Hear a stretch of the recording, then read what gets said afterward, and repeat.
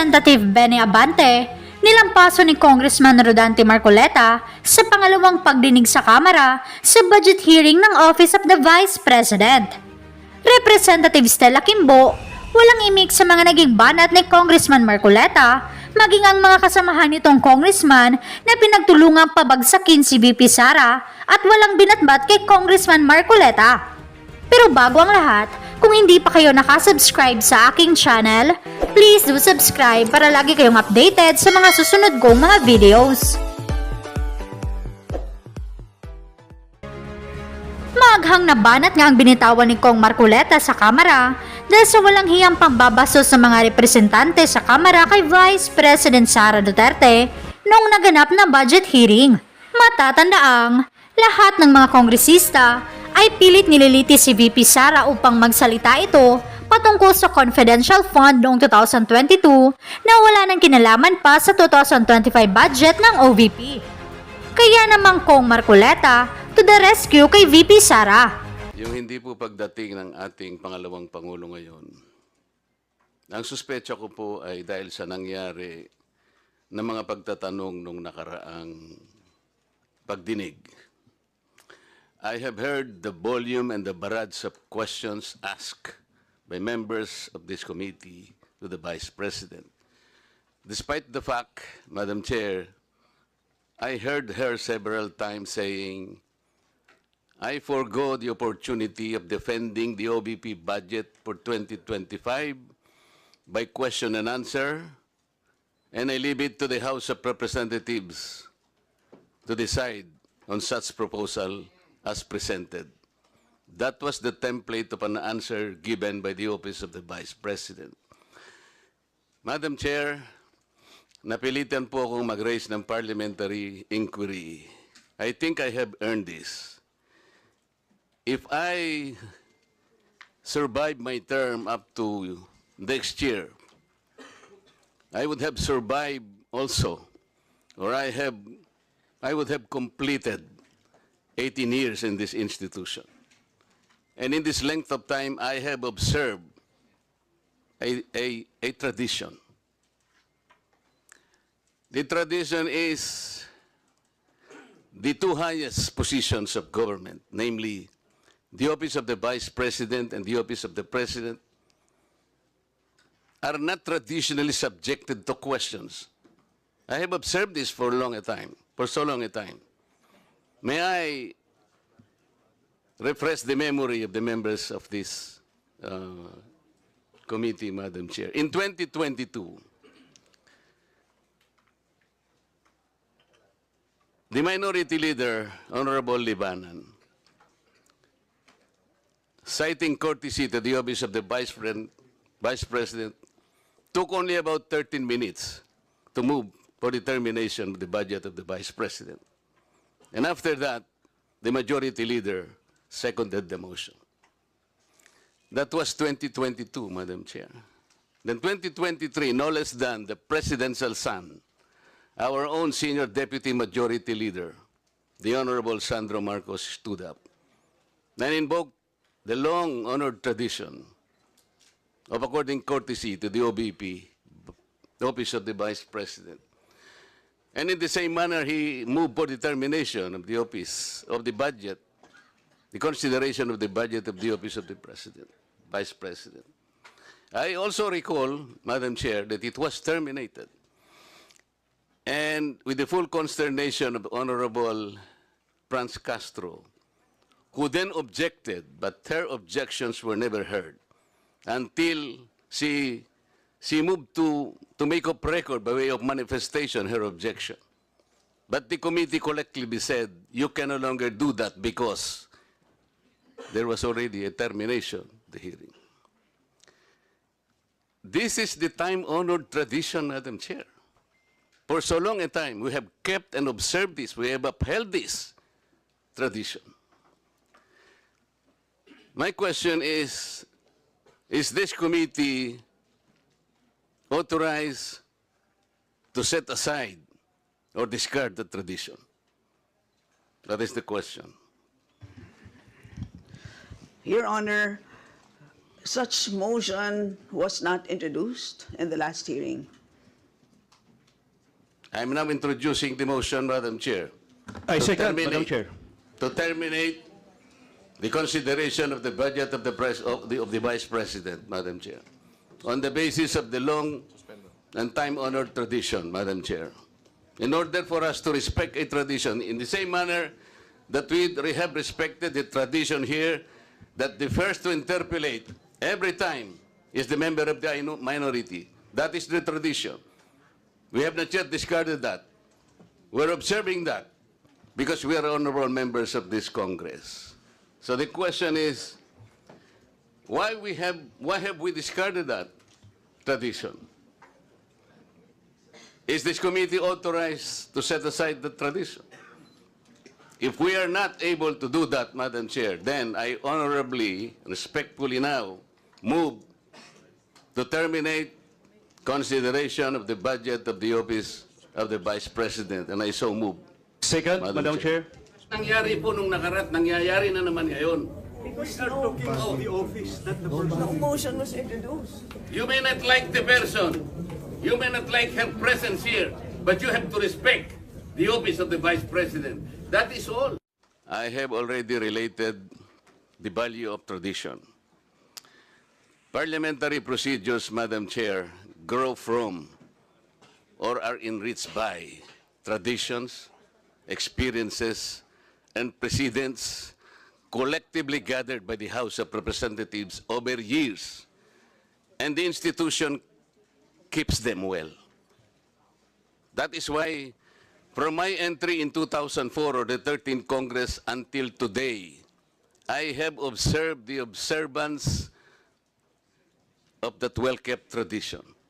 The two highest positions in government, namely the office of the President and the office of the Vice President, were duly accorded with respect and deference. I have observed that.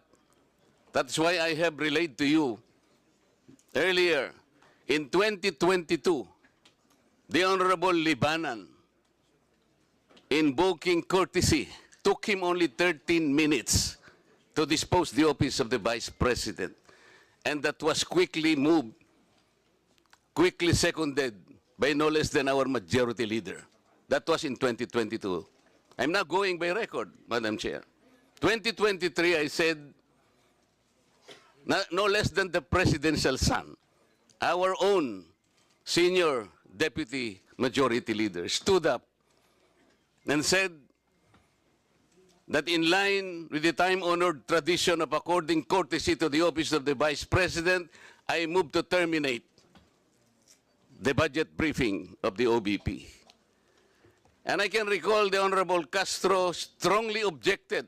No, Manuel. No, that's in 2023. This is by the record. And she objected, but her objections were rejected by the committee because the committee already terminated the proceedings. And she kept on requesting, Madam Chair, that she makes at least her manifestation. And she was unable to do that because the proceedings were terminated. So that what I am saying, from 2004, when I entered these halls, these hallowed halls, hanggang punto sa sinasabi kong 2023, we have kept the tradition. Ngayon po, kung ano-ano ng mga tanong ang ginawa, in 2023, 22 minutes. 2022, 13 minutes. Ito po, pinagawayan na po yung budget earlier at ngayon we're about to quarrel again on the budget. Ang tanong ko nga po ngayon, dahil nga po sa nangyayari ngayon sa budget ng Office of the Vice President, and despite her manifestation that she will no longer defend her budget because she forgoed, sabi niya, I will forgo my opportunity to defend the budget of the OBP for 2025 by way of question and answer, and I will leave to the House of Representatives to decide such proposal as presented. We cannot even accept such kind of answer, Madam Chair. What do we need her to articulate for? So ang pinag-uusapan po natin, wala na po ba yung respeto sa tradisyon na yun? Kagaya po ng binabanggit ko, every time mag-interpolate po dito, Madam Chair, because of that tradition, it's always the member of the minority who will start the interpellation because we have kept that tradition. Ang dami po. Ang dami ko pang sasabihin sa inyo, haba lang tayo. So the question is, when we did that to the Vice President earlier, now we're doing it now, are we now setting aside this tradition? That's number one question. Number two, is this committee authorized to set aside the tradition? Your Honor, short answer is no to both questions. Okay. If that is the answer, Madam Chair, and we are all bound to respect one tradition so sacred in our hearts, because we are called honorables in this house. We cannot be honorables if we cannot honor our own tradition. We are defined by what we believe as a tradition in this house. So if we are now all amenable that we have kept that tradition, no longer questions are being asked, then I will respectfully move, Madam Chair, to terminate the budget of the OBP for 2025. I object, Madam Thank Chair. you. I object. Madam Chair, I There's a object. motion to terminate the budget briefing of the OVP, but there is an objection, so we divide the House. The chair has decided to divide the House. So those Madam Chair, in favor as of the motion, a rule, we usually deliberate Those- before we vote. those in favor We deliberate. of the motion, please raise your hand. Those in favor of the motion to terminate the budget briefing of the OVP, please raise your hand.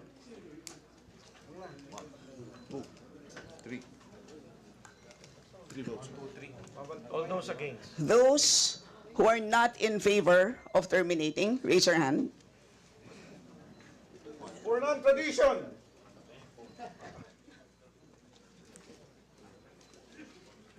Okay.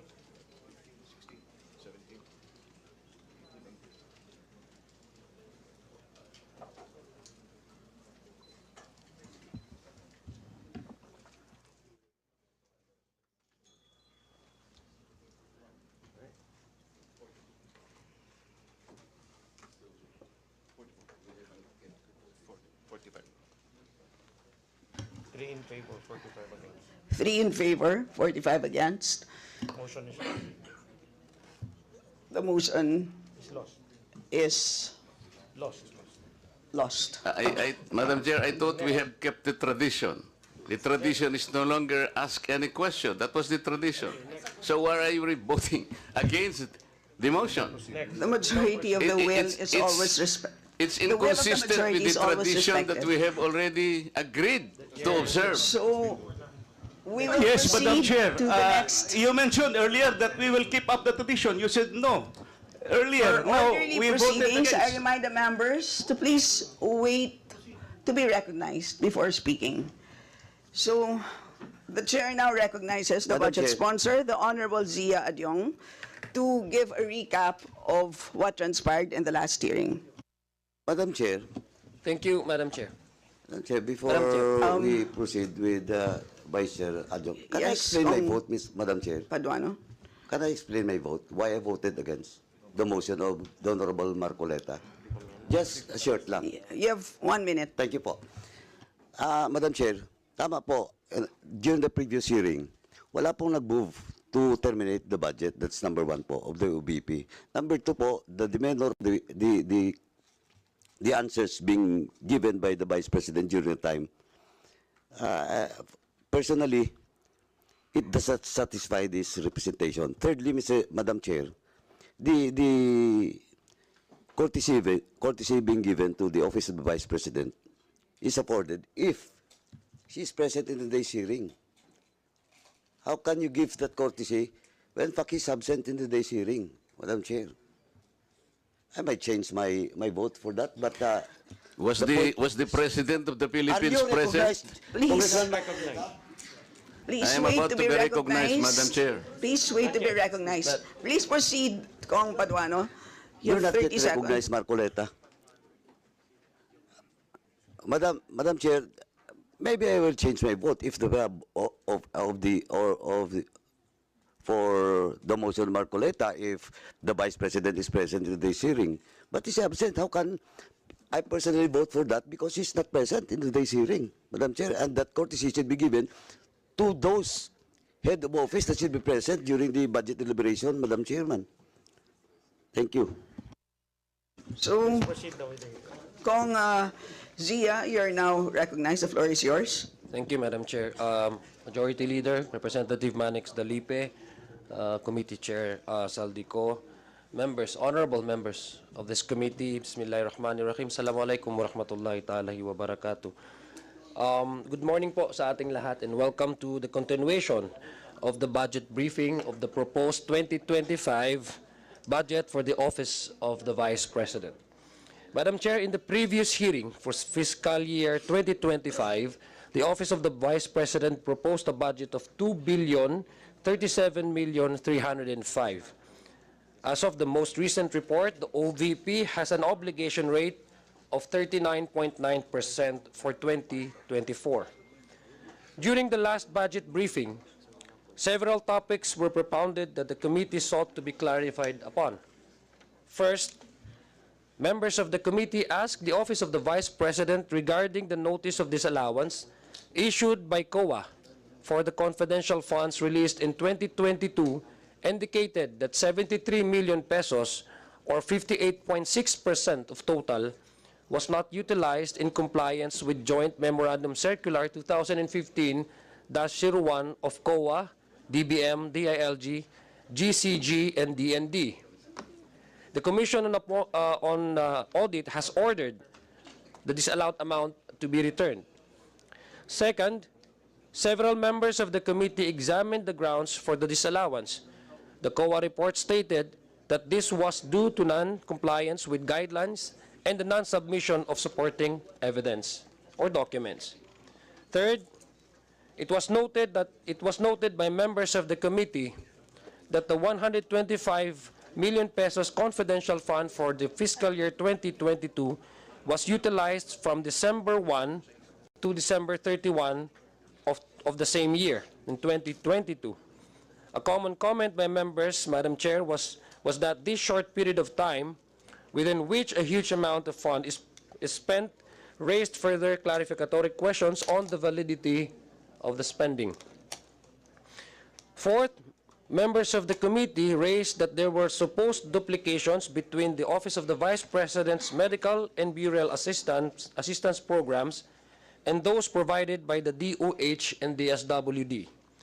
Clarifications were sought on how these overlaps would be addressed to ensure the proper use of resources. Fifth, there were inquiries about the accessibility of various OVP programs, such as the Educational Assistance Program, the Kalusugan Food Truck, and the Magnegosyo Taday initiative for MSMEs. The committee sought further information on how these programs align with the OVP's mandate. And lastly, Madam Chair, the committee requested an explanation of how the OVP's programs reflect its constitutional mandate and whether the proposed 2025 budget will support continued progress in these areas. That would be all, Madam Chair, and I would yield back the floor to the Senior Vice Chair, Representative Stella Kimbo. Maraming salamat po at magandang umaga po sa ating lahat. So we shall begin interpellation. Siyempre nakakalungkot na wala tayong representatives mula sa OVP, pero muli meron tayong representatives mula sa DBM at COA. And again, I would like to Madam Chair. remind our members that you each have 5 minutes for your interpellation, and to remind our resource persons that those 5 minutes will not include your responses. And so the first Madam to Chair. interpellate from the minority, we have the Honorable Ramon Rodrigo Gutierrez. You have 5 minutes. The floor is yours, Kong Rog. Thank you, Madam Chair.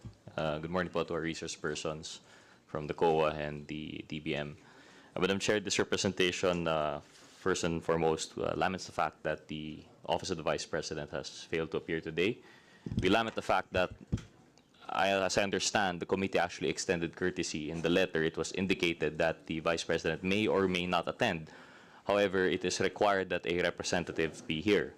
Unfortunately, not even a representative is present here, kahit USEC man lang, ASEC, not even a director, for us to be answer questions. As a personal courtesy to the Office of the Vice President and understanding her responses from the last hearing, this representation has opted to question mostly the budget of 2023 regarding the regular budget. But even then, unfortunately, it would seem that the OVP is not here for us to question.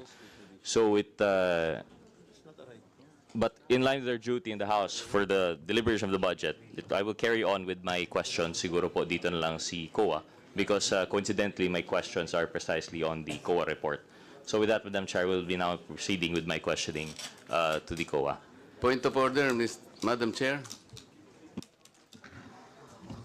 What is your point of order? And please explain the rule that is violated. The rule violated, Madam Chair, is our tradition.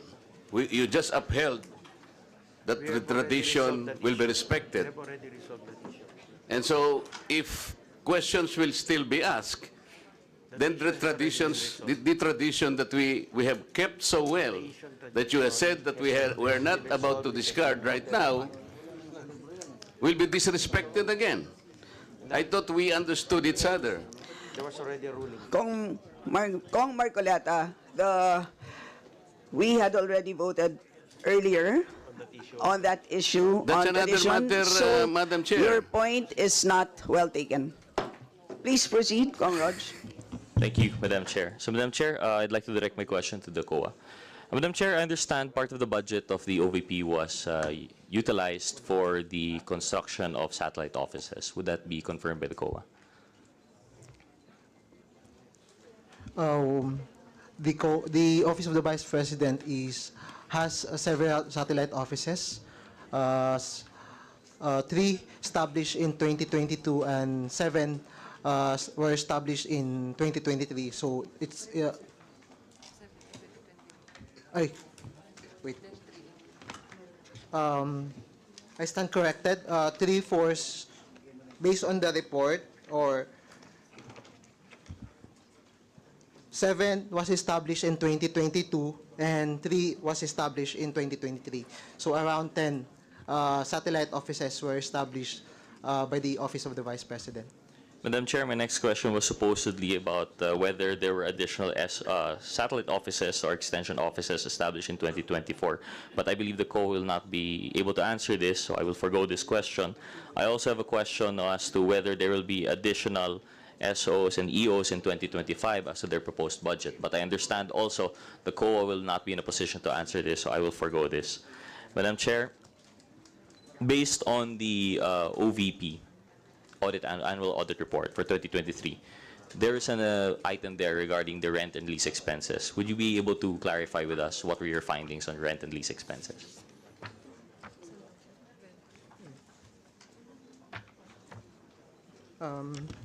Based on our observations, there are no major deficiency or significant deficiencies on the rent expenses of the OBP. Sorry, Madam Chair, may I clarify? Magkano po yung lease expenses that you have found in your audit report?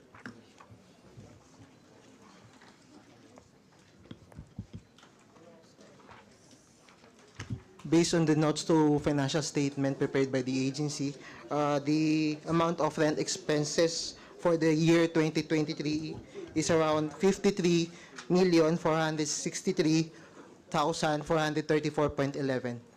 And Madam Chair, for fiscal year 2022, how much po yung lease nila? For the 2022, it is 29,867,228.20. So, or roughly from around 30 million to 53 million po yung increase, no? Yung rent natin. Okay, thank you. But for these SOs and EOs, actually, Madam Chair, on this juncture, I was supposed to ask the Office of the Vice President if there was any studies conducted as to the locations of the satellite offices and extension offices. But as there's no representative, I will have to forego this question. Madam Chair, may we ask the COA, based on their reports, in the previous administrations, were satellite offices and extension offices constructed by previous administrations? On my knowledge, based on my knowledge, the previous office of the Vice President or the previous administration for Office of the Vice President does not have a satellite offices. No satellite offices. Thank you, Madam Chair. And Madam Chair, what exactly is the function of, based on your audit and based on your investigation, what is the exact function of a satellite office or extension office? Based on our audit, the satellite offices has the functions to extend the social services such as the medical and burial assistance of the programs of the Office of the Vice President. Madam Chair, so it's meant to be an extension of the social services function? Yes. But Madam Chair, I understand in your executive summary, you also, as COA, you familiarize yourselves with the office and the function, and the mandate is necessary for you to determine whether or not it is in line with what they are supposed to be doing, correct, Madam Chair? So, Madam Chair, with the OVP, what is the exact mandate of the Office of the Vice President, as far as the COA is concerned? Based on the notes to financial statement or our report, the OVP is a national government agency established under Section 3 of the Article 7 of the 1987 Constitution of the Republic of the Philippines, and later reorganized on July 24, 1987 under Executive Order number 240, and then as the second highest office in the land committed to the service of the nation, OVP performs executive, ceremonial, and advocacy functions, collaborating with stakeholder and organization in both public and private sectors to develop and promote programs that uplift the lives of the Filipino. Madam Chair, according to the COA, in your opinion, can the OVP continue its programs without satellite offices and extension offices? As you mentioned in the previous administrations, wala naman pong SO, wala namang EO. So, based on your audit findings, would it be absolutely necessary that we have this rent and lease expenses?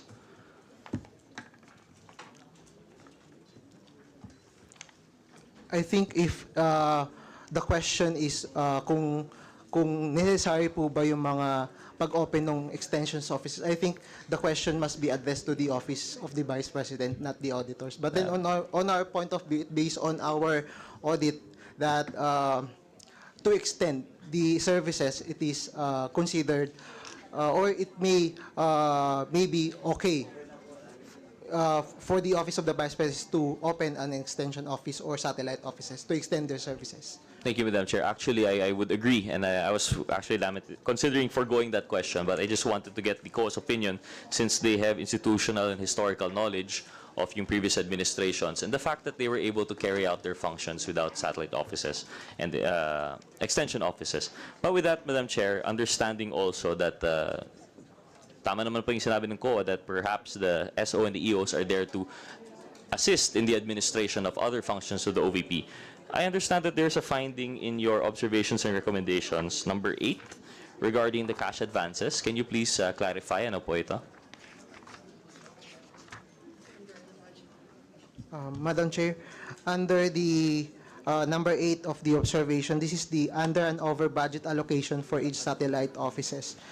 Based on our review on the average monthly disbursement of each satellite office, based on the actual expenses for CY 2023, it disclosed that the cash advances granted to the disbursement officers in the OVP satellite office were not within the 2-month budget requirements as required by the Section 20, Chapter 6, Volume 1 of the GAM 4 and GAS.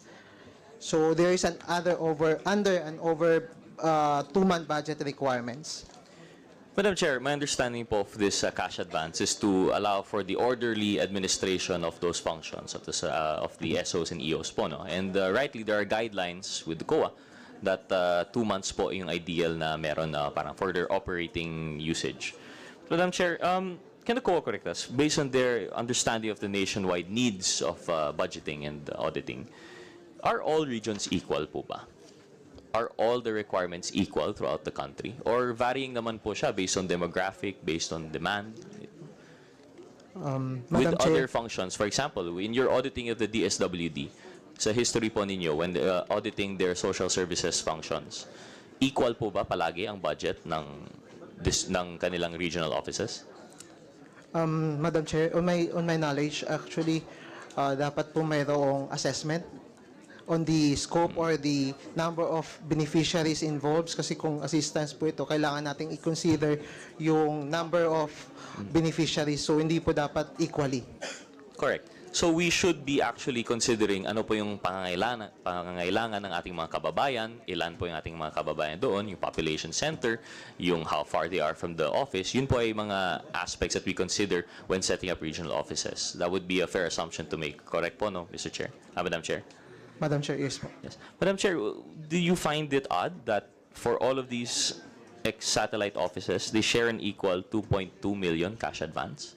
Except, of course, for the BARM, which suspiciously only has 200,000 cash advance granted? For this observation, the Office of the Vice President established or equally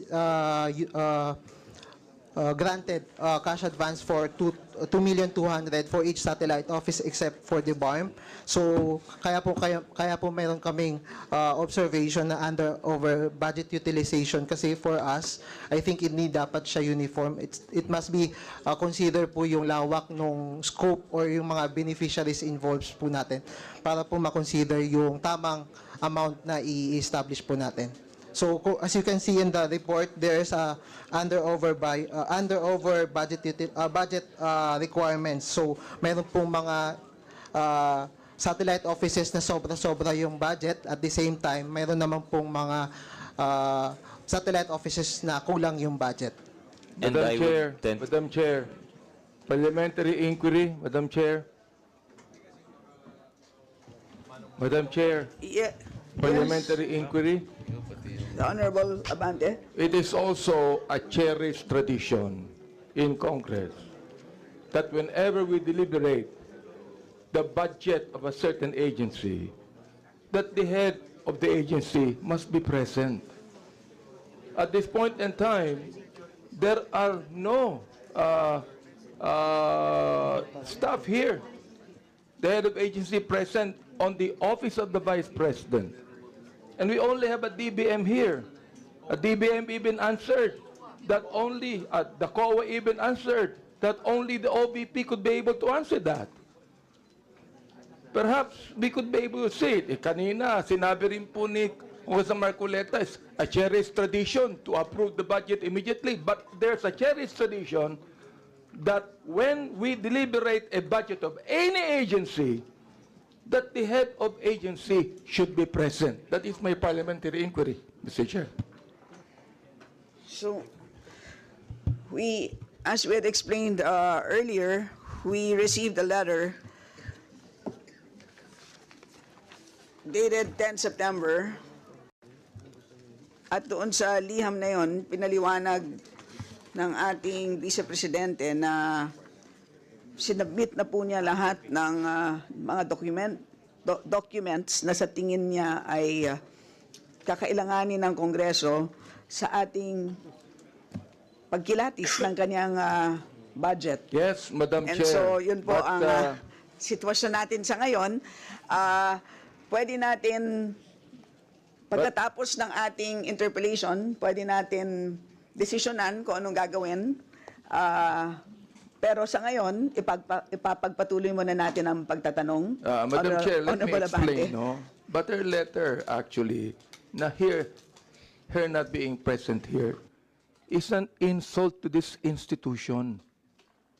When we had the last hearing, I even questioned her if this institution has the right to scrutinize the budget, and she even failed to answer.